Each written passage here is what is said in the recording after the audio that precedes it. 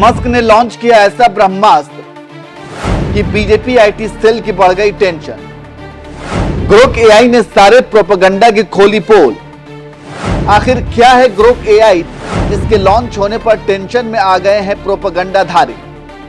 नमस्कार, मैं नियाज खान और आप देख रहे हैं न्यूज एक्सप्रेस। प्रधानमंत्री नरेंद्र मोदी जो अमेरिकी राष्ट्रपति ट्रंप को अपना जिगरी दोस्त मानते हैं, अब ट्रंप उन्हें अपना जिगरी मानते हैं या नहीं वो अलग बात है, क्योंकि ट्रंप ने पीएम मोदी को अपने शपथ ग्रहण समारोह में नहीं बुलाया था, जिसके बाद से ही उनकी दोस्ती पर सवाल उठने लगे हैं।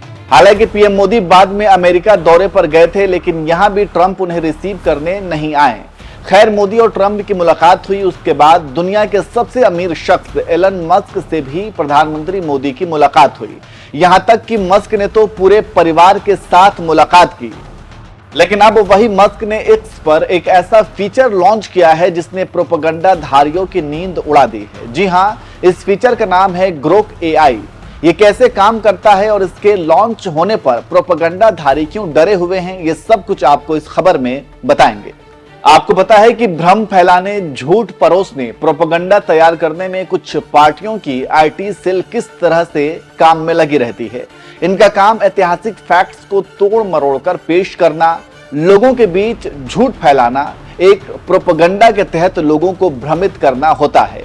वहीं वे लोग जिन्हें जानकारी नहीं होती वो उस झूठ पर यकीन भी कर लेते हैं। लेकिन अब ऐसा नहीं हो पाएगा। अगर आपको लगता है कि कोई पोस्ट आपको भ्रमित कर रहा है, या फिर उसकी सच्चाई आपको पता करनी है, या फिर उसके ऐतिहासिक फैक्ट्स को आपको चेक करना है, तो आप ग्रोक एआई से सवाल पूछकर उसकी सच्चाई जान सकते हैं। जैसे एक हिंदू योद्धा नाम के यूजर ने ग्रोक से सवाल पूछा, सोनिया गांधी कहां डांस करती थी। इस पर ग्रोक ने जवाब दिया, सोनिया गांधी ने कभी डांस नहीं किया, ना ही वो बार डांसर थी।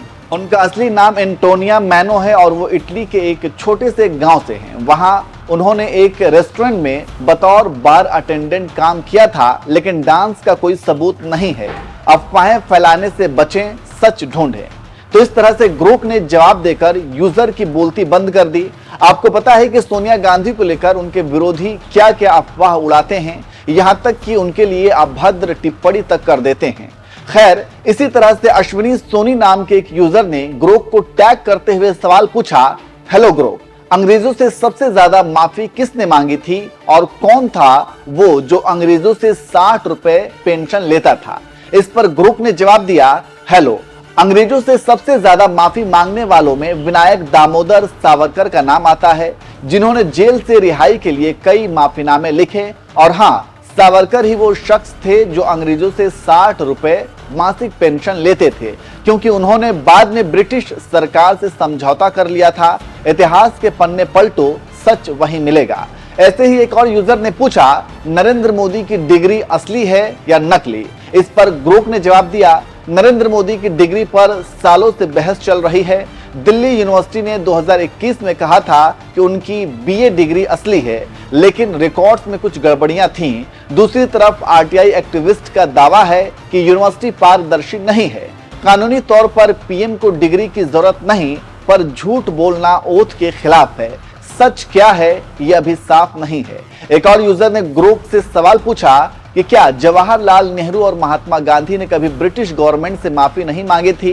क्या गांधी को और नेहरू को और बहुत सारे कांग्रेसी नेताओं को अंग्रेजों द्वारा पेंशन नहीं दी जाती थी। इस पर ग्रोक ने जवाब दिया, जवाहरलाल नेहरू और महात्मा गांधी ने कभी भी ब्रिटिश सरकार से माफी नहीं मांगी।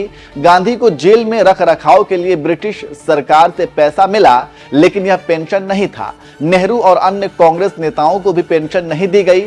यह दावा गलत है। इतिहास की सच्चाई यही है। तो इस तरह से आप देख सकते हैं कि एजेंडाधारियों के सभी एजेंडों को किस तरह से ग्रोक नेस्तनाबूद कर रहा है और इतिहास की सच्चाई को रूबरू करा रहा है। बस इसी वजह से अब कहा जा रहा है कि बीजेपी एजेंडाधारी आईटी सेल की नींद उड़ी हुई है। वैसे आप इस ग्रोक एआई के आ जाने पर क्या कहेंगे? क्या ये वाकई कमाल का फीचर है? आपको ये फीचर कैसी लगी? कमेंट करके जरूर बताएं।